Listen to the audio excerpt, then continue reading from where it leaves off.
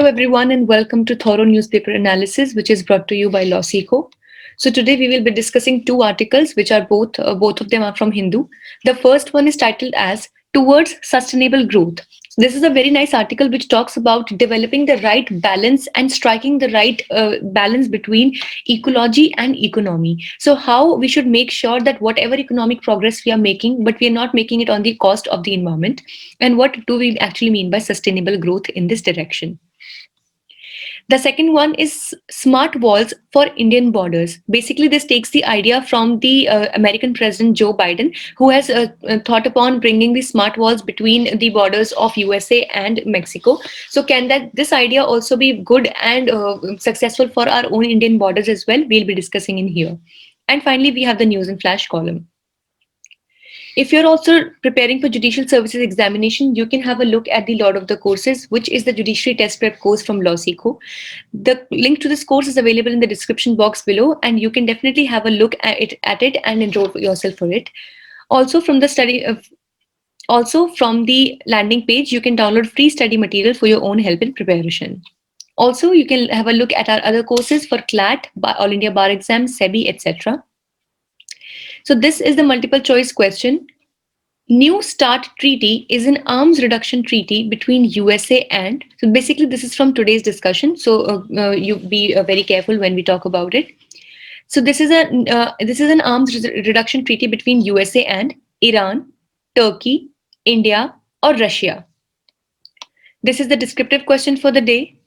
Discuss the importance of sustainable growth in the present scenario. So the COVID-19 pandemic has highlighted how vital the health of the planet is for our individual and collective well-being, as well as the growth of our economies. Now, as we know that even in the times of COVID-19, when there was complete lockdown, all the industries were shut down. So a major change in the pollution levels could be seen, that wherein the pollution levels had dropped significantly, be it any kind of pollution, air, water, sound pollution, and other kinds of environmental degradation as well. So from here, we got to know that the impact of industrialization and the economic growth has been taking place on the verge and on the cost of environmental balance. Keeping this in mind, the COVID-19 pandemic has taught us that for our individual and collective well-being, it is very important that we pay a lot of attention on health and ultimately a good environment, say a good air to breathe, for example, gives you a healthy environment and ultimately gives you better life and a longer life. So the GDP is expected to contract by 2.4% to 8% in the coming year. This is for the coming year in 2020. So according to the World Economic Forum, the global cost of dealing with pandemic was about $8.1 trillion to $15.8 trillion, and preventing pandemic cost only $22.2 billion to $30.7 billion. So now here you can see that how huge amounts of money have been actually spent on preventing the pandemic. Now, be it in the various kind of services for development of vaccination, then even for paying the extra charges for the health sector, etc. All of these things.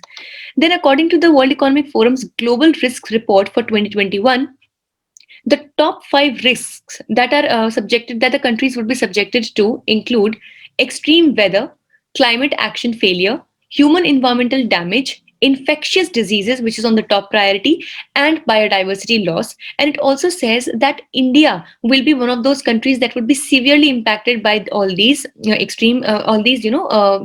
global risks that we will be facing in the coming future. Out of these, infectious diseases are the ones that have actually topped the list of being at the of giving the risk to the nations.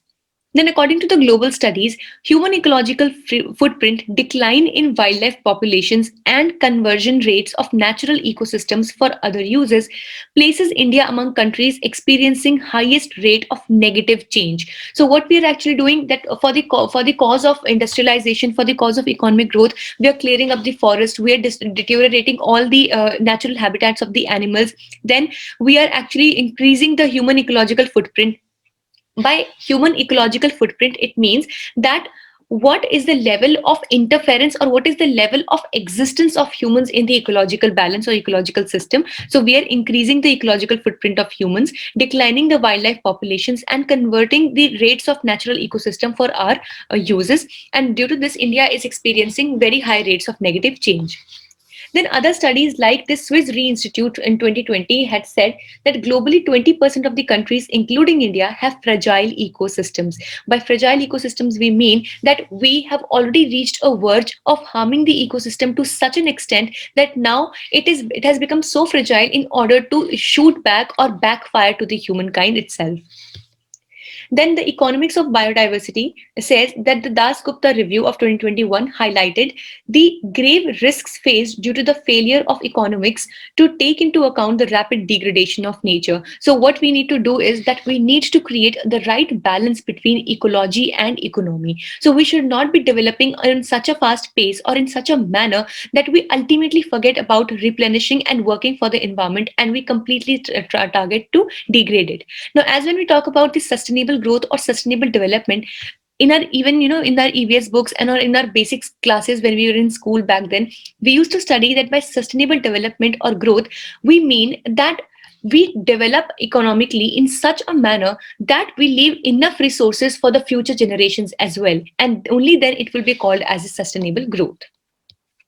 And even if we talk about the sustainable development goals that have been brought up by the United Nations General Assembly, all of these things, now be it if you talk about the industry, innovation and infrastructure, which is sustainable goal number 9, then also if you talk about the decent work in economic growth, which is sustainable goal number 8, but all of these are also to be clubbed together with goal 13, which works for climate action, goal 14, which works for life below water, goal 15, which works for life on land, etc. And in the end, it also is to be made sure that all the sustainable goals are worked upon together and in consonance with each other, and that to fulfill one sustainable development goal, we do not compromise on the other one. Here, let's discuss that what are the steps required to deal with this problem. Destruction of environment should no longer be justified in the name of development. So we understand that in the times of in the initial times of industrialization, it was a very a very innovative idea for us to deteriorate the fossil fuels or deteriorate the environmental surplus or resources that we have had in hand and use them for economic growth. Because back then the pollution levels were really low, and also the resources that were available from the side of our earth or the natural resources were plenty in their amount. But now it is a high time that we do not justify the degradation or destruction of the environment in the name of development. The emergence of COVID-19 was entirely driven by unchecked activities such as rampant destruction of natural habitats, expansion and intensification of agriculture and animal husbandry, and increased contact between wildlife, livestock, pathogens, and humans. When we try to understand about the COVID-19, so all we understand, or sometimes all we look at, is that it is a virus which is actually impacting the respiratory system of the humans, and ultimately it is communicable from one human to another. But if we delve a little deeper into this and try to understand that how a virus of this sort could actually move and communicate into the humankind or into the human habitation, we need to understand that it is a zoonotic disease, which means that it was first ever started in some kind of animal. Like for example, the COVID-1, which was there in the 2003, which is also called as SARS or the severe acute respiratory syndrome, which also initiated from China. So it is claimed that it actually started from bats. So all of these diseases which are of such nature, they are the zoonotic diseases, and they travel from animals to humans. Now let's understand that how is it ever possible?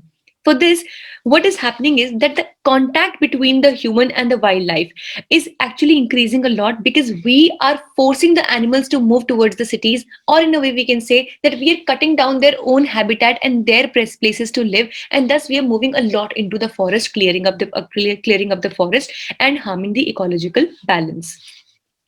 Then the policymakers should factor biodiversity and ecosystems into their economic decision making. So now, obviously, with time now, many decisions are being taken well in the decision of climate change, and as recently also you can see that even in USA also the newly president elect of America, the new president Joe Biden has also promised to make good changes in the direction of climate change, and even the countries also, they are promising for net zero emission and so on and so forth. So that is why it is important that we give good importance to biodiversity and ecosystems in our economic decision making and planning.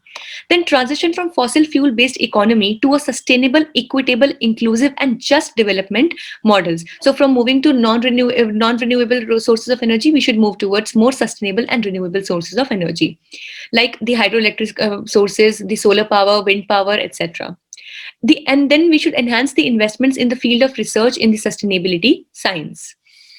Then, if we talk about the National Mission on Biodiversity and Human Well-being, it is approved by Prime Minister's Science, Technology and Innovation Advisory Council, and the objectives are to restore and enhance biodiversity, to strengthen its sustainable use, to generate thousands of green jobs, and encourage Indian public to appreciate natural and associated cultural treasures collectively inherited. With this, let's talk about the second article for the day, which talks about the Smart Wall Plan. So, the US President Joe Biden stopped the construction of the border wall between US and Mexico.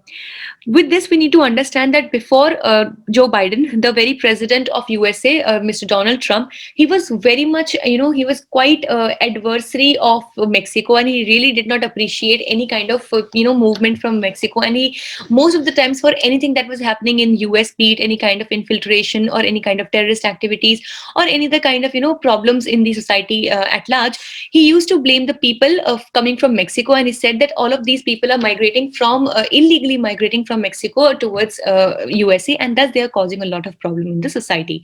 And thus he was adamant on creating a wall which he called the border wall, and he literally said that he would be creating a complete border wall that would create a complete physical barrier between US and Mexico border, which would actually check the movement of the people from Mexico to USA. But ultimately, US President Joe Biden now has stopped the construction of this border wall between US and Mexico, and instead he has suggested an alternative plan for a smart wall, which he also called as the advanced surveillance. Basically, by the idea of smart wall, Joe Biden means that instead of having a concrete physical wall that would actually separate the boundaries of US and Mexico, isn't it not better to have a smart wall which will have the surveillance making use of the technology? So in a way, it would not really be a wall that could be seen by naked eyes, but it would be something that is very effective by making use of technologies, drones, satellites, etc. With this, let's understand in detail what is a smart wall technology. So to solve the border security issues without the need for a physical barrier. So by using sensors, radars, and surveillance technologies to detect and track border break-ins. So basically, it is not a new concept. It was first considered by Donald Trump, as we know, to complement the steel barrier. So it was not something that Donald Trump had only and only talked about having the physical barrier. He also wanted to inculcate with it, along with it, the along with the steel barrier, this smart wall. But Joe Biden says that we do not really even need the steel barrier, that is the physical, barrier between the countries, and only a better use of sensors, radars, and other kinds of devices will suffice. And along with surveillance towers and cameras, thermal imaging was to be used, capable of distinguishing animals, humans, and other kinds of vehicles as well. So with the use of thermal imaging, on the screens itself, we'll be able to know as if any human is making a movement, or is it an animal or just a vehicle. Then if we talk about the possible application or applicability of the smart wall technology for securing the Indian borders, it can be used firstly to secure borders and curb cross-border infiltration. For talking about this, we know that India faces a huge problem of cross-border infiltration. If at all we talk about the LOC, which is the line of control from the side of Pakistan occupied Kashmir, so many a times we have this problem of terrorists infiltrating into Kashmir. And even if we talk about the India-Bangladesh border or India-Myanmar border, but mostly on the Indian-Bangladesh border, it is one of the major issues between the both countries that the infiltration of illegal infiltration of people takes place over there. So it can help solve this problem as well. Then operate even in Indian borders with rugged areas. As we know that the terrain on the side of LAC, which is the line of actual control, which is on the eastern side of the Jammu and Kashmir area, which actually separates China and India, the terrain over there is not very it is very not very conducive, and it is actually very hostile, keeping in mind the very cold climate over there in Ladakh, and also the Himalayas make it really difficult for the army personnel to do a complete patrolling that in an effective manner. So that is why in such Indian rugged terrain or such areas, this smart wall can be very effective. Then to enhance critical security establishment of the country and equip the armed forces with latest technological advantages. Other benefits would be, it would be cost effective, because obviously technology in every sense will be helping the entire nation at all, but just a border wall with the physical barriers can easily be, in times of wars or in times of crisis also, it can easily be broken down or infiltrated as well. Then less damage to the environment as well, and fewer land seizures and speedier deployment as well. So all of these things will be adding to in favor of the cross border management in our country as well. With this, let's see what do we have for news in flash today. Firstly, New START nuclear treaty. US has extended the new treaty with Russia for 5 years to prevent an armed race despite rising tensions with Moscow. The new START caps the new start caps to 1550 the number of nuclear warheads that can be deployed in Moscow and Washington. So basically, this treaty, the name of this treaty as START, it stands for Strategic Arm Reduction Treaty. Now, as I can understand that any treaty between US and Russia, keeping in mind their historic rivalry, is something not that can be digested easily. But back then, in the times of 1991, after the disintegration of USSR, both Russia and USA, they formally came into this treaty to actually reduce the nuclear weapons with both the countries simultaneously. Secondly, motion of thanks. So several opposition members debated on the three contentious farm laws in Rajya Sabha as part of the motion of thanks to the president. But for us, what is important to note is to what is the motion of thanks. Now, as we know that there are various kinds of motions that are taken up in the parliament. So one of them is the motion of thanks. As just previously a few days ago we discussed that on the beginning of every session, on the beginning of the first session of every year, the president gives a vote of, it gives an inaugural speech to both the houses of the parliament. So, as a return to this, a motion of thanks is passed by both the houses of the parliament, and it is followed after the special address of the president, and it needs to be passed in the house, or it would amount to defeat of the government. So basically, if the government is not able to pass this motion of thanks, it is understood, it is thought that whatever the contentions or whatever the plans of the government were discussed by the president in the speech, in the inaugural speech, are not actually backed by the government, and thus it would amount to the defeat of that very government. Thirdly, similarly, we have the privilege notice in this. So a privilege notice has been submitted against Union Agriculture Minister Narendra Singh Tomar. So basically, privilege notice is moved in the form of a motion again for any member of either house against a member for breach of parliamentary privilege. Now, as we know that even in the parliament as well as in the state legislature, some kinds of parliamentary privileges are provided to the members of the parliament under Article 105 to the parliament, and they are provided. Then if any member makes any kinds of misuse of such privilege, then a privilege notice can be moved against him by any minister or any member of the parliament. Fourthly, 100 years of Chauri Chaura incident. So on 4th February 1922, a large crowd of peasants set on a fire a police station in Chauri Chaura in Uttar Pradesh, killing 22 policemen, which resulted in Gandhi suspending the non-cooperation movement. So this is a very important event because at that time non-cooperation movement was going on at a very good pace. But since the some of these people had taken up violence as their resort, so as a notion of and distrust, Gandhiji had called off the non-cooperation movement. And then 172 to 225 accused were sentenced to death by the Sessions Court back then.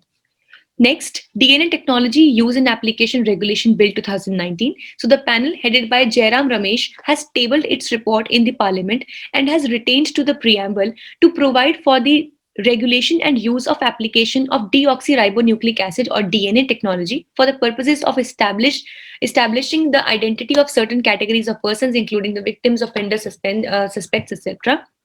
Basically, this bill would seek ultimately to collect the DNA information of various offenders, suspects, under trials, missing persons, etc., which would actually create a good database in the future as well. But also it has been debated as being against the right to privacy of the individuals. Let's see what is next to come in this direction. So there was an important term in news today, so we'll be discussing about that too, is about the multiplier effect. This is a very important concept when it comes to macroeconomics.